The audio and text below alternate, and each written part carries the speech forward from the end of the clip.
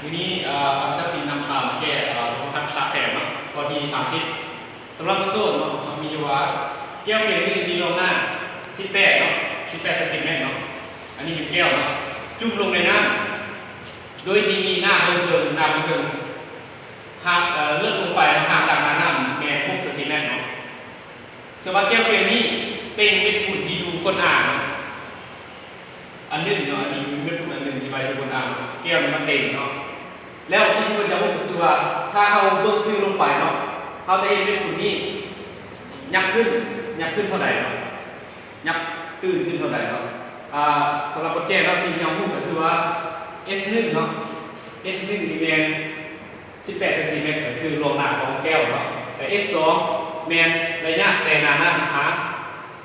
หน้าแก้วตัวนี้เนาะแมน6 เซนติเมตรแล้วสิ่งที่เราพูดก็คือว่า S ลบ S ที่เท่ากับเท่าไหร่เขาจะมาเป็นสมมติที่1เนาะ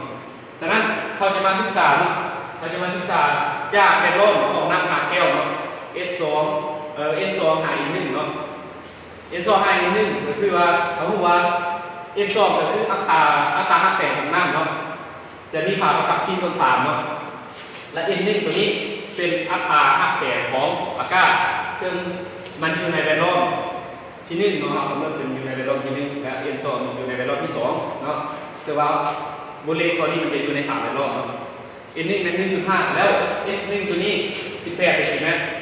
แล้วเราต้องการสภาพ S1 ขีดเท่ากับเท่าไหร่เนาะจากสูตรเรามีว่า S1 ขีดส่วนให้ S1 เท่ากับ N2 ส่วนให้ N1 ตอนเอา S1 ขีดเนาะเท่ากับ N2 คูณให้ S1 ส่วนให้ N1 N2 แมนมีค่ากับ4/3มาคูณให้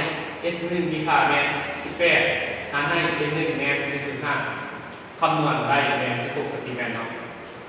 ดังนั้นเราจะได้ S1 ที่เท่ากับ16 เซนติเมตรแมนผู้ที่เกิดขึ้นอยู่ในแก้วเนาะผู้ที่เกิดขึ้นอยู่ในแก้วแล้วมันจะมาศึกษาเนาะจากแวดล้อมวันนี้จากแวดล้อมของน้ำสู่อากาศเนาะน้ำสู่อากาศเนาะก็คือ N2 หา N3 ตัวนี้เนาะเขามีว่า N2 แมนอัตราหักแสงของน้ำเนาะอยู่ในแวดล้อมที่2แมนมีค่าเท่ากับ4/3เนาะอัตราหักแสงของน้ำแล้ว N3 ตัวนี้แมนอัตราหักแสงของอากาศอยู่ในแวดล้อมที่3เนาะแมนค่าตัวนี้แล้ว N2 แมน6 เซนติเมตร2หา S2 ขีดเท่ากับเท่าไหร่จากสูตรเนาะจากอัตราส่วนของ S2 ขีดส่วนให้ S2 เท่ากับ S ขออภัย N3 ส่วนให้ N2 เขาถอนได้ N2 ขีดเท่ากับ N3 คูณให้ N2 ส่วนให้ N2 เนาะเท่ากับ1คูณให้6ส่วนให้4/3เท่ากับ4.5 เซนติเมตรดังนั้นเราจะได้ X2 ขีดเท่ากับ4.5 เซนติเมตรเป็นรูปที่เกิดขึ้นอยู่ในน้ำวันนี้เราสิมาสอบระยะทั้งหมดเนาะระยะทั้งหมดมันจะเท่ากับS1 บวกให้ S2 เท่ากับ18เมตรลวงหน้าของแก้วเนาะมาบวกให้ระยะจากหน้าหาแก้วที่ว่าชิดจมลงไปเนาะแมน6เท่ากับ24 เซนติเมตร S ขีดจะเท่ากับ S1 ขีดบวกให้ S2 ขีดเนาะเท่ากับ16บวกให้4.5เท่ากับอยู่20.5สำหรับ20.5นี่แมน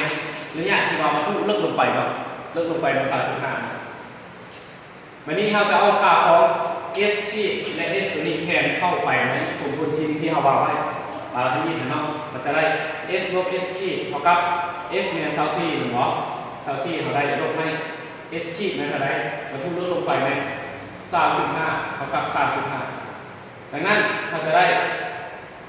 S ลบ S ขีดเท่ากับอยู่3.5เนาะเราจะเห็นเม็ดฝุ่นนี้ยับขึ้นไปเป็น 3.5 เซนติเมตรเนาะในกรณีนี้เนาะเม็ดฝุ่นทุกคนอ่านเนาะแล้วเมื่อเราเบิ่งซื้อลงไปเห็นมันยับขึ้นอยู่นี่เนาะ3.5 เซนติเมตรมันจะมีสมการแก้